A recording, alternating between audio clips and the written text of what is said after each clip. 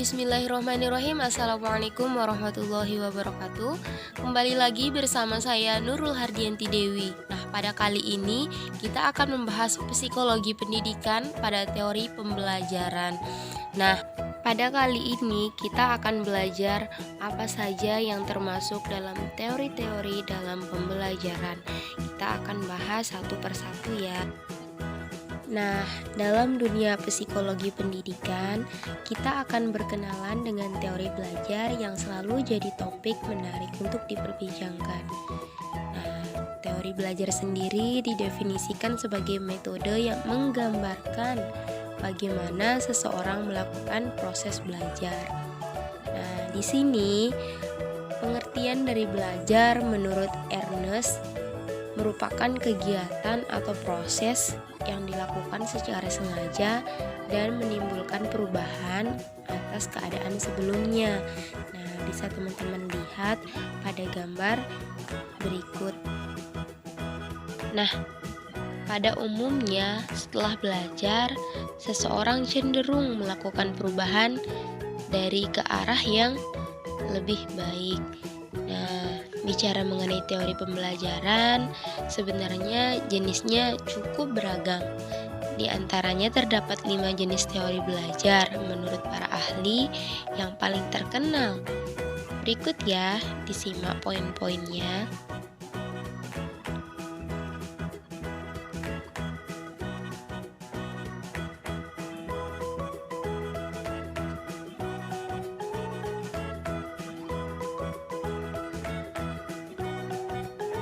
Nah, di sini apa sih itu belajar? Nah, ada 3 teori yang mengungkapkan belajar itu seperti apa, yaitu behaviorism, kognitif, dan social learning theory. Nah, di sini beberapa manfaat teori belajar bagi guru, yaitu salah satunya adalah membantu guru untuk memahami bagaimana siswa belajar, membantu proses belajar lebih efektif, efisien, dan produktif, yang dimana syarat-syarat dan ketentuan dapat terpenuhi. Nah, di sini berikutnya hal-hal yang harus diketahui dalam teori belajar. Nah, di sini terdapat konsep dasar teori beserta ciri-ciri dan persyaratannya yang melingkupinya. Bagaimana sikap dan peran seorang guru dalam proses pembelajaran jika teori tersebut diterapkan. Nah, itu merupakan salah satu dari hal-hal yang harus diketahui dalam teori belajar. Nah, di sini ada 4 teori belajar. Yang pertama behavioristik, kognitif, kognisi sosial dan humanistik, dan konsep Ki Hajar Dewantara. Nah, di sini ada teori belajar behavioristik. Nah, di mana ada 4 ilmuwan yang mengungkapkan tentang teori belajar behavioristik ini.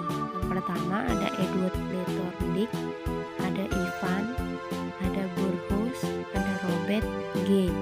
Nah, di sini Robert G ini menyatakan bahwa sebuah pengalaman mampu mengubah tingkah laku atau kebiasaan proses berpikir seseorang sebagai hasil proses belajar dari pengalaman itu sendiri.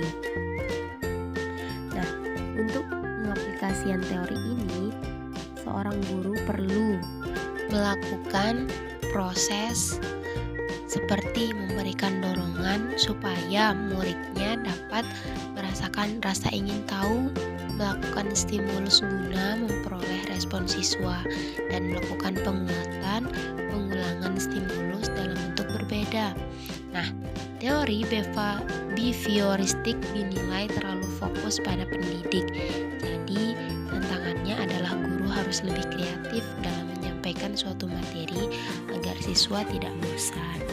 Nah, berikut merupakan penyampaian dari teori behavioristik.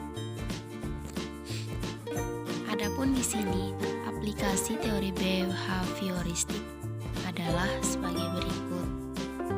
Nah, hal-hal yang harus diperhatikan dalam menerapkan teori behavioristik adalah ciri-ciri kuat yang mendasarinya, yaitu yang pertama ada mementingkan pengaruh lingkungan, mementingkan bagian bagian, mementingkan peran reaksi, menguatkan mekanisme terbentuknya hasil belajar melalui prosedur stimulus respon. Nah, jadi dalam teori behavioristik ini guru dituntut lebih kreatif dari siswa agar nantinya siswa tidak cepat bosan dalam proses belajar. Nah, berikutnya teori kognitif dan konstruktivisme. Di sini ada 3 ilmuwan yang menyatakan teori kognitif dan 3 ilmuwan juga yang menyatakan teori konstruktivisme. Yang dimana teori kognitif ini ada ilmuwan Werner, Kafka, Wagner, dan di sini konstruktivisme ini ada John Dewey, Jean Piaget, dan Jerome Bruner. Di sini masing-masing ilmuwan terdapat tahun tersendiri dalam mengungkapkan pendapatnya. Nah, konsep dasar teori kognitif di sini siswa merupakan pelajar yang aktif. Nah, di dalam proses belajar merupakan perolehan penyelesaian masalah atau lebih ke problem solving. Nah, guru di sini memiliki peran pendamping, teman diskusi sebagai fasilitator yang memberikan alat belajar, manipulasi situasi dan kondisi belajar sehingga siswa bisa belajar secara mandiri. Kegiatan belajar di sini siswa lebih mengeksplor diri untuk mengembangkan pengetahuannya. Nah, di sini ada juga yang menggambarkan bahwa teori belajar kognitif itu ibarat komputer. Proses awalnya dimulai dengan input, kemudian mengolahnya hingga mendapatkan hasil akhir. Nah, dalam proses belajar mengajar di sekolah, contoh penerapan teori kognitif ini adalah guru menggunakan bahasa yang mudah dipahami oleh peserta didik serta memberi ruang bagi mereka untuk saling bicara serta diskusi dengan teman-temannya. Oke, di sini ada aplikasi teori kognitif.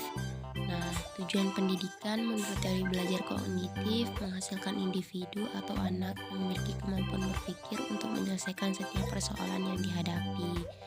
Nah, kemudian kurikulum dirancang sedemikian rupa sehingga terjadi situasi yang memungkinkan pengetahuan dan keterampilan dapat dikonstruksi oleh peserta didik. Nah, aplikasi teori kognitif lainnya dapat dibaca sendiri ya teman-teman. Nah, adapun dalam teori konstruktif, peserta didik diajak untuk mendalami pengetahuan secara bebas atau juga bisa memaknainya sesuai dengan pengalamannya. Dalam praktiknya, siswa akan diberi ruang untuk membuat ide atau gagasan menggunakan bahasanya sendiri.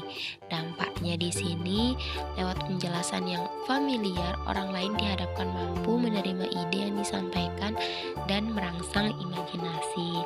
Nah, berikut aplikasi teori kognitif. Nah, di sini ada teori humanistik. Nah, teori humanistik ini adalah metode pembelajaran yang fokus pada peserta didik guna mengembangkan potensinya. Nah, ada beberapa faktor yang mendukung teori humanistik ini, yaitu peran kognitif, pemahaman seseorang tentang ilmu pengetahuan, dan peran afektif, faktor mental yang membentuk individu. Dengan mengaplikasikan teori humanistik, siswa akan merasa senang dalam proses belajar dan bisa dengan lebih gampang. Nah, berikut merupakan aplikasi teori humanistik dalam pembelajaran, yaitu aplikasi teori humanistik lebih menunjukkan pada spirit human being yang mewarnai proses pembelajaran dalam metode yang diterapkan. Guru memberikan motivasi kesadaran mengenai makna belajar dalam kehidupan siswa.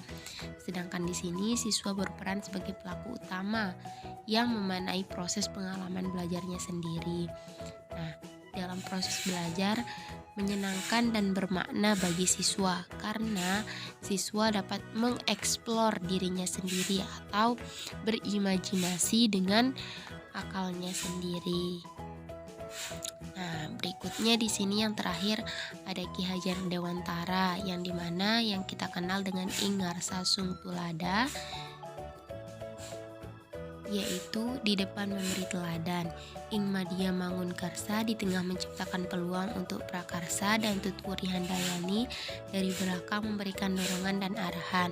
Nah, itu beberapa ada 3 pernyataan dari Ki Hajar Dewantara tentang teori pembelajaran. Sekian dari saya, kurang dan lebihnya mohon dimaafkan. Assalamualaikum warahmatullahi wabarakatuh. Thanks for watching.